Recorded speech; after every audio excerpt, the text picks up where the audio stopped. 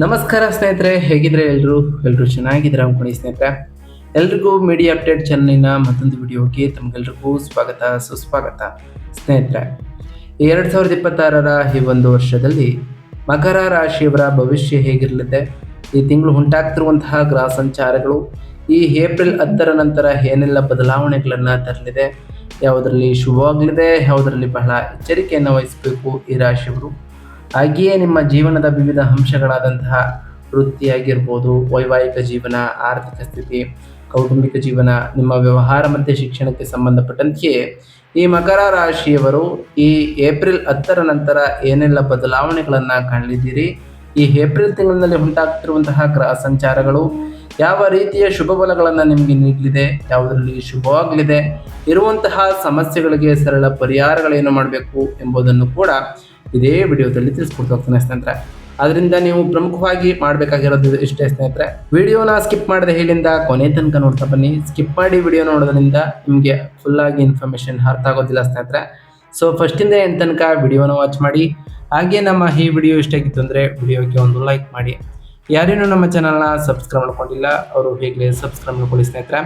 Subscribe ಮಾಡ್ಕೊಂಡು ಪ್ರತಿನಿತ್ಯ video watch ಮಾಡ್ತಿರೋರಿಗೆ ಥ್ಯಾಂಕ್ ಯು ಸೋ ಮಚ್ ಅಂತ ಹೇಳ್ತಾ, ಹಾಗಾದರೆ ಈ ಏಪ್ರಿಲ್ 2026ರಲ್ಲಿ ಈ ಏಪ್ರಿಲ್ ತಿಂಗಳಿನಲ್ಲಿ ಏನೆಲ್ಲ ಬದಲಾವಣೆಗಳನ್ನು ಕಂಡಿದ್ದೀರಿ ಈ ಮಕರ ರಾಶಿಯವರು ಎಂಬುದನ್ನು ಮೊದಲನೇದಾಗಿ ತಿಳ್ಕೊಳ್ತಾ ಬರೋಣ ಸ್ನೇಹಿತರೆ.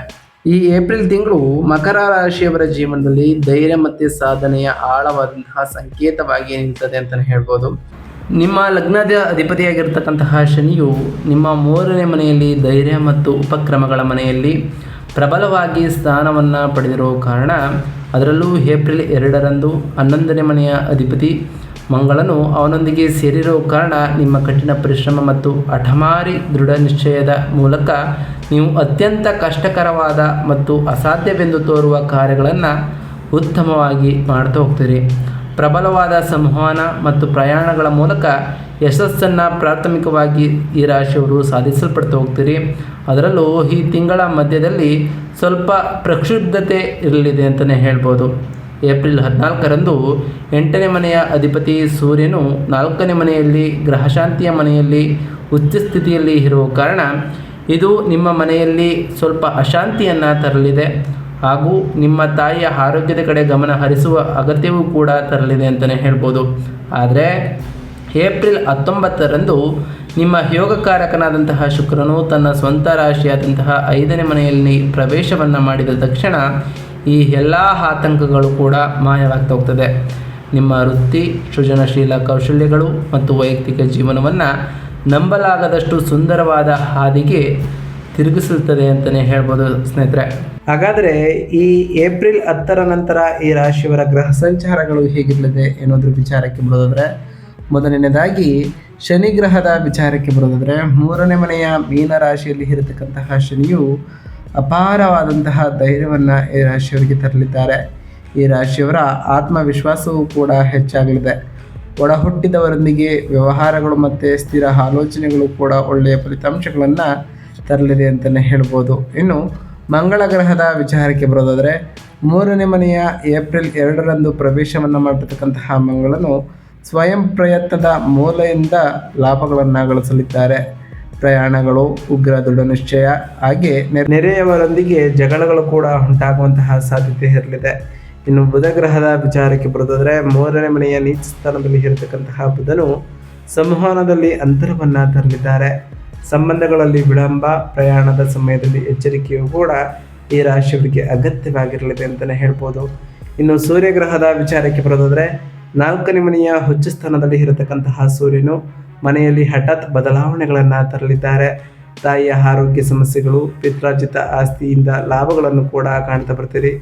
ಇನ್ನು ಶುಕ್ರಗ್ರಹದ ವಿಚಾರಕ್ಕೆ ಬರೋದಾದರೆ, 5ನೇ ಮನೆಯ ಸ್ವಕ್ಷೇತ್ರದಲ್ಲಿ ಇರತಕ್ಕಂತಹ ಶುಕ್ರನು ಕೆಲಸದಲ್ಲಿ ಪ್ರತಿಭೆಗೆ ಮನ್ನಣೆಯನ್ನು ತರಲಿದ್ದು, ಹೆಚ್ಚಿನ ಸೃಜನಶೀಲತೆ, ಹಾಗೆ ಮಕ್ಕಳಿಂದ ಸಂತೋಷ, ಹಾಗೆ ಪ್ರೀತಿಯಲ್ಲಿ ಯಶಸ್ಸನ್ನು ಕೂಡ ಕಾಣ್ತಾ ಬರ್ತೀರಿ ಅಂತಲೇ ಹೇಳ್ಬೋದು. ಇನ್ನು ಈ ಏಪ್ರಿಲ್ 10ರ ನಂತರ ಈ ರಾಶಿಯವರು ಉದ್ಯೋಗ ಮತ್ತು ವೃತ್ತಿಯಲ್ಲಿ ಏನೆಲ್ಲ ಬದಲಾವಣೆಗಳು ಆಗಲಿದೆ ಅಂತ ನೋಡ್ತಾ ಬರೋದಾದರೆ, ನಿಮ್ಮ ಲಗ್ನದ ಅಧಿಪತಿಯಾಗಿರ್ತಕ್ಕಂತಹ ಶನಿಯು 3ನೇ ಮನೆಯಲ್ಲಿ ಪ್ರಬಲವಾಗಿ ನೆಲೆಸಿ ಇರೋದರಿಂದ ಕಚೇರಿಯಲ್ಲಿ ನಿಮ್ಮ ಕಠಿಣ ಪರಿಶ್ರಮಕ್ಕೆ ಮಿತಿಗಳು ಇರೋದಿಲ್ಲ. ಏಪ್ರಿಲ್ 2ರಂದು ಮಂಗಳನು ಕೂಡ ಸೇರೋ ಕಾರಣ ನೀವು ಉಪಕ್ರಮವನ್ನು ತೆಗೆದುಕೊಳ್ತಾ ಹೋಗ್ತೀರಿ. ಹಾಗೆ ನಿಮ್ಮ ಸಹೋದ್ಯೋಗಿಗಳಿಂದ ಮುಂಚಿತವಾಗಿ ಎಲ್ಲ ಜವಾಬ್ದಾರಿಗಳನ್ನು ಉತ್ಸಾಹದಿಂದ ಹೆಗಲಿಗೆ ಹಾಕಿಕೊಳ್ತಾ ಹೋಗ್ತೀರಿ ಅಂತಲೇ ಹೇಳ್ಬೋದು. ಕೆಲಸದ ಒತ್ತಡದ ಹೊರತಾಗಿಯೂ ನೀವು ದಣಿವೆರೆಯದೆ ಕೆಲಸವನ್ನು ಮಾಡ್ತಾ ಹೋಗ್ತೀರಿ. ಇದರಿಂದ ಸಾಕಷ್ಟು ಬದಲಾವಣೆಗಳನ್ನು ಕೂಡ ಕಾಣ್ತಾ ಬರ್ತೀರಿ. ಏಪ್ರಿಲ್ 14ರಂದು 8ನೇ ಮನೆಯ ಅಧಿಪತಿಯಾಗಿರ್ತಕ್ಕಂತಹ ಸೂರ್ಯನು 4ನೇ ಮನೆಯಲ್ಲಿ ಉಚ್ಚ ಸ್ಥಾನದಲ್ಲಿ ಇರುವ ಕಾರಣ ನಿಮ್ಮ 10ನೇ ಮನೆಯ ಮೇಲೆ ನೇರ ದೃಷ್ಟಿಯನ್ನು ಬೀಳುವ ಕಾರಣ ಇದು ನಿಮ್ಮ ವೃತ್ತಿಪರ ಜೀವನದಲ್ಲಿ ಹಠಾತ್ ವರ್ಗಾವಣೆಯನ್ನು ತರಲಿದ್ದು, ಹಾಗೆ ನಿಮ್ಮ ಮೇಲಾಧಿಕಾರಿಗಳಿಂದ ಬದಲಾವಣೆಯಂತಹ ಅನಿರೀಕ್ಷಿತ ಬದಲಾವಣೆಗಳನ್ನು ತರಲಿದೆ ಅಂತಲೇ ಹೇಳ್ಬೋದು. ಆದರೆ ಹೆದರುವಂತಹ ಅಗತ್ಯ ಇರೋದಿಲ್ಲ. ಏಪ್ರಿಲ್ 19ರಂದು ನಿಮ್ಮ 10ನೇ ಮನೆಯ ಕರ್ಮಾಧಿಪತಿ ಶುಕ್ರ 5ನೇ ಮನೆಯಲ್ಲಿ ಅಪಾರ ಶಕ್ತಿಯನ್ನು ಪಡೆಯುತ್ತಾನೆ. ಇದು ನಿಮ್ಮ ಬುದ್ಧಿಶಕ್ತಿ ಮತ್ತು ಕಾರ್ಯವಿಧಾನವನ್ನು ನಿಮ್ಮ ಆಡಳಿತಾತ್ಮಕದಲ್ಲಿ ಬೆರಗುಗೊಳಿಸುವಂತೆ ಮಾಡಲಿದೆ ಅಂತಲೇ ಹೇಳ್ಬೋದು. ನಿಮಗೆ ನ್ಯಾಯಯುತವಾಗಿ ಸಲ್ಲಬೇಕಾದಂತಹ ಬಡ್ತಿಯು ನಿಮ್ಮ ಬಳಿಗೆ ಬರ್ತದೆ ಅಂತಲೇ ಹೇಳ್ಬೋದು ಸ್ನೇಹಿತರೆ. ಇನ್ನು ಈ ರಾಶಿಯವರ ವ್ಯಾಪಾರ ಮತ್ತು ಉದ್ಯೋಗದ ವಿಚಾರಕ್ಕೆ ಬರೋದಾದರೆ, ವ್ಯಾಪಾರಿಗಳಿಗೆ ಈ ಏಪ್ರಿಲ್ 10ರ ನಂತರವೂ ಕೂಡ ಸಾಕಷ್ಟು ಬದಲಾವಣೆಗಳು ಆಗಲಿದೆ ಅಂತಲೇ ಹೇಳ್ಬೋದು. ಹಾಗೆ ಈ ವ್ಯಾಪಾರ ಮಾಲೀಕರಿಗೆ ಲೆಕ್ಕಾಚಾರದ ಅಪಾಯಗಳು ಮತ್ತು ಘನಲಾಭಗಳ ಮಿಶ್ರಣವನ್ನು ತರಲಿದೆ.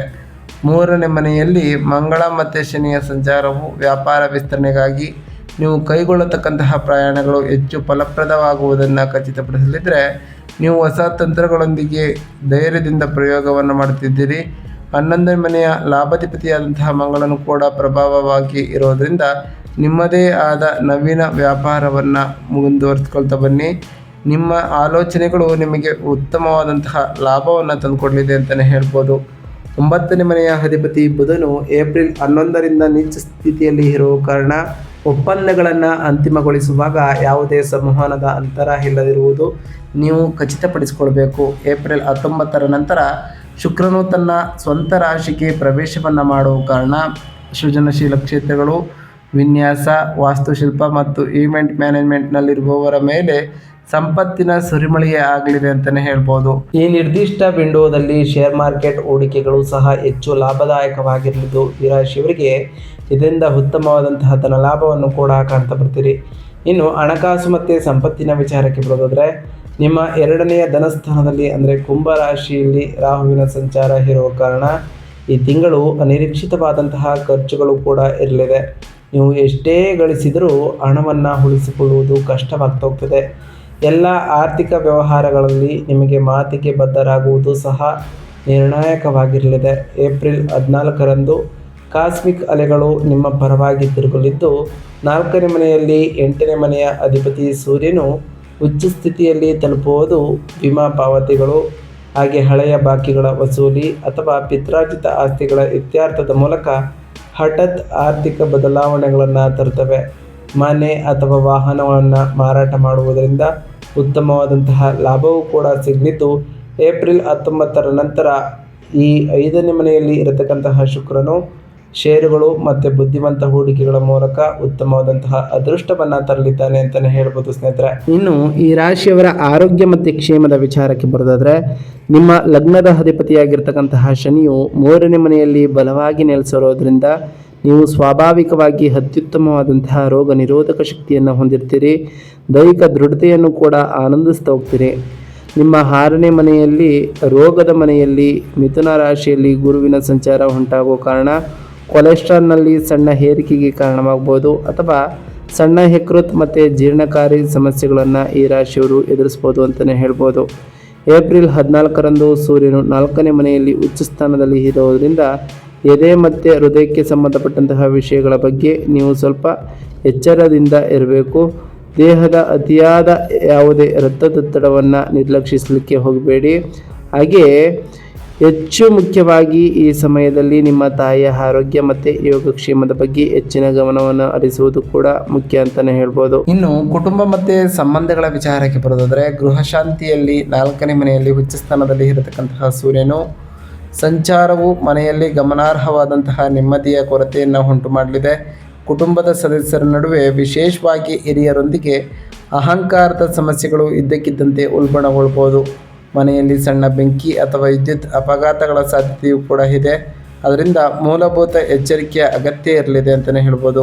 ಆದರೆ ವೈಯಕ್ತಿಕ ಸಂಬಂಧಗಳ ವಿಷಯಕ್ಕೆ ಬಂದರೆ ಏಪ್ರಿಲ್ 19ರಂದು ಪ್ರೀತಿ ಮತ್ತು ಮಕ್ಕಳ 5ನೇ ಮನೆಗೆ ಶುಕ್ರನು ಪ್ರವೇಶವನ್ನು ಮಾಡುವ ಕಾರಣ ಅತ್ಯಂತ ಮಧುರ ಮತ್ತು ಪ್ರಣಯಭರಿತ ಅವಧಿಯನ್ನು ಪ್ರಾರಂಭಿಸ್ತದೆ ಅಂತಲೇ ಹೇಳ್ಬೋದು. ಅವಿವಾಹಿತರಿಗೆ ಪ್ರೇಮ ಸಂಬಂಧಗಳು ಸುಂದರವಾಗಿ ಹರಳಿದ್ದು ಗಂಡ ಮತ್ತು ಹೆಂಡತಿಯ ನಡುವೆ ಪ್ರಣಯ ಮತ್ತು ಪರಸ್ಪರ ಆಕರ್ಷಣೆ ಗಮನಾರ್ಹವಾಗಿ ಹೆಚ್ಚಾಗಲಿದೆ.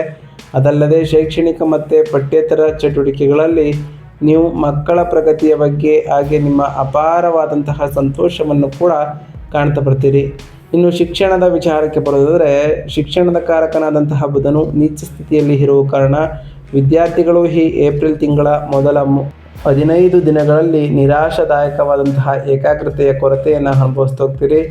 ಏಪ್ರಿಲ್ 19ರಂದು ಶಾಂತಿಯು ಬದಲಾಗ್ತಾ ಹೋಗ್ತದೆ.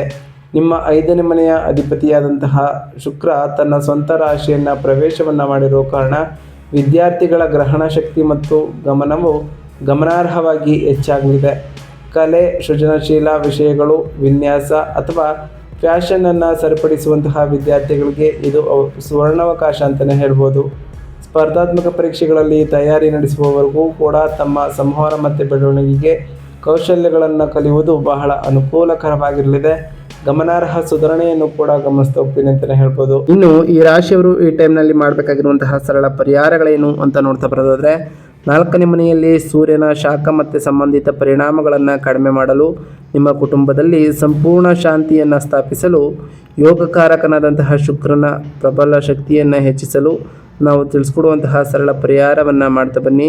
ಮೊದಲನೇದಾಗಿ ಪ್ರತಿ ಶುಕ್ರವಾರದಂದು ತಾಯಿ ಜಗನ್ಮಾತೆಯಾದಂತಹ ಲಕ್ಷ್ಮೀ ದೇವಿಗೆ ಪೂಜೆಯನ್ನು ಸಲ್ಲಿಸಿ, ಲಕ್ಷ್ಮೀ ದೇವಿಗೆ ಪ್ರಿಯವಾಗಿರುವಂತಹ ಕಪ್ಪು ಎಳ್ಳಿನ ಬತ್ತಿಯನ್ನು ಹಚ್ಚಿ ಪೂಜೆಯನ್ನು ಸಲ್ಲಿಸೋದ್ರಿಂದ ಸಾಕಷ್ಟು ಬದಲಾವಣೆಗಳನ್ನು ಕಾಣ್ತಾ ಬರ್ತೀರಿ. ಹಾಗೆ ನೀವು ಅಂದುಕೊಂಡಿರುವಂತಹ ಕಾರ್ಯಗಳು ಕೂಡ ನೆರವೇರ್ತಾ ಬರ್ತದೆ ಸ್ನೇಹಿತರೆ. ನಾವು ತಿಳಿಸ್ಕೊಟ್ಟಿರುವಂತಹ ಈ ಎಲ್ಲ ಸರಳ ಪರಿಹಾರಗಳನ್ನು ಈ ರಾಶಿಯವರು ಮಾಡಿದ್ದೇ ಆದರೆ ನಿಮ್ಮ ಜೀವನದಲ್ಲಿ ಸಾಕಷ್ಟು ಬದಲಾವಣೆಗಳನ್ನು ಕಾಣ್ತಾ ಬರ್ತೀರಿ. ನೀವು ಅಂದುಕೊಂಡಿರುವಂತಹ ಕಾರ್ಯಗಳು ಕೂಡ ಯಾವುದೇ ಅಡೆತಡೆ ಇಲ್ಲದೆ ನೆರವೇರ್ತಾ ಬರ್ತದೆ ಸ್ನೇಹಿತರೆ. ಇದಾಗಿತ್ತು ಇವತ್ತಿನ ಒಂದು ವಿಡಿಯೋ ಸ್ನೇಹಿತರೆ. ವಿಡಿಯೋ ಇಷ್ಟ ಆಗಿತ್ತು ಅಂದರೆ ವಿಡಿಯೋಗೆ ಒಂದು ಲೈಕ್ ಮಾಡಿ. ಯಾರು ನಮ್ಮ ಚಾನಲ್ನ ಸಬ್ಸ್ಕ್ರೈಬ್ ಮಾಡ್ಕೊಂಡಿಲ್ಲ ಅವರು ಈಗಲೇ ಸಬ್ಸ್ಕ್ರೈಬ್ ಮಾಡ್ಕೊಳ್ಳಿ. ಸಬ್ಸ್ಕ್ರೈಬ್ ಮಾಡಿಕೊಂಡು ಪ್ರತಿನಿತ್ಯ ವಿಡಿಯೋ ವಾಚ್ ಮಾಡ್ತಿರೋರಿಗೆ ಥ್ಯಾಂಕ್ ಯು ಸೊ ಮಚ್ ಅಂತ ಹೇಳ್ತಾ, ಹಾಗೆ ಕಮೆಂಟ್ನಲ್ಲಿ ಓಂ ಶನೈಶ್ವರಾಯ ನಮಃ, ಓಂ ಗುರುಭ್ಯೋ ನಮಃ, ಓಂ ಲಕ್ಷ್ಮೀನಾರಾಯಣಾಯ ನಮಃ ಎಂದು ಕಮೆಂಟ್ ಮಾಡಿ ಸ್ನೇಹಿತರೆ. ಆ ಶನಿದೇವರು, ಮಂಗಳದೇವ, ಗುರುದೇವ, ಲಕ್ಷ್ಮೀನಾರಾಯಣ ನಿಮಗೆ ಆಯುಷ್ಯ ಆರೋಗ್ಯ ಸಮೃದ್ಧಿಗಳನ್ನು ಕೊಟ್ಟು ಕಾಪಾಡಲಿ ಅಂತ ಆ ದೇವರಲ್ಲಿ ಕೇಳ್ಕೊಳ್ತಾ ಇವತ್ತಿನ ಒಂದು ವಿಡಿಯೋನ ಮುಗಿಸ್ತಿದ್ದೀನಿ ಸ್ನೇಹಿತರೆ. ಸಿಗ್ತೀನಿ ಮತ್ತೊಂದು ವಿಡಿಯೋದೊಂದಿಗೆ. Thank you for watching.